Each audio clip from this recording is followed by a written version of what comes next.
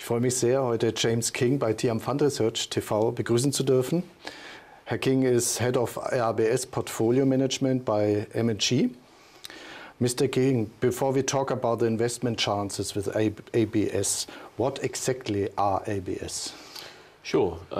ABS are loans or bonds which are backed by assets which give rights to cash flows which are then used to service those loans or bonds. So the most common example is residential mortgages, which is also known as RMBS, but we also see significant markets in things like auto loans, consumer unsecured credit, and also other parts of commercial credit as well, including commercial real estate, but also loans to companies both small and large.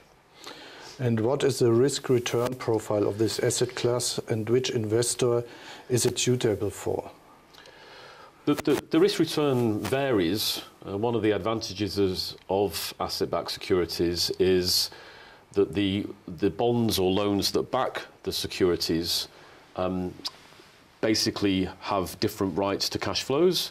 So typically, the bondholder that has the first rights to cash flows will be the AAA note holder, and then the rights to the cash flows will sort of flow down what we call a waterfall from the AAA all the way down to BBB, BB and equity.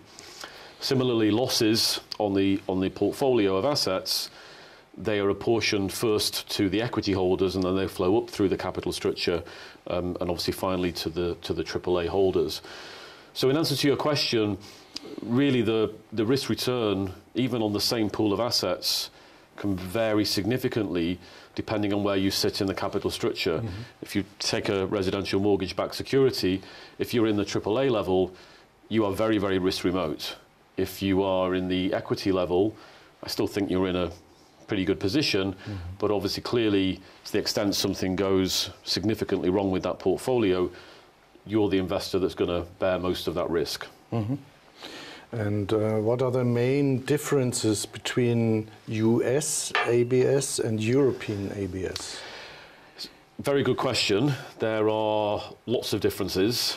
I think the most important one is that the European ABS market is about 20% of the size of the US ABS market. There's various reasons for that, one of which is down to European and UK securitization regulation, which is quite onerous and in many ways has acted to sort of restrict the supply of ABS in the market. But the flip side of that is it is a highly regulated market, much more so than the US. So in Europe you have things like risk retention, which means that there is a legal requirement for the originator of the securities to have alignment of interest with the end investor, i.e. they have to be invested in the same assets. They're not allowed to sell the whole portfolio, they're not allowed to hedge the whole portfolio, they've got to retain that alignment of interest. So that's a key kind of regulatory difference between Europe and the US.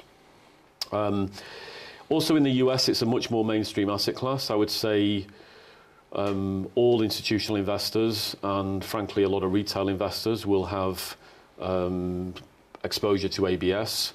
ABS is now a big part of the ETF market in the US, and that is obviously not the case in Europe. It's very much an institutional product.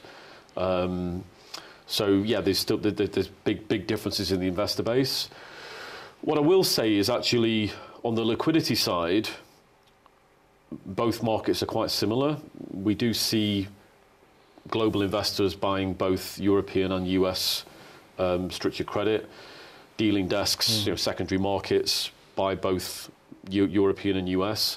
So you see very similar levels of liquidity at different risk points. So it's definitely worth emphasizing that point that on the liquidity side they're very similar.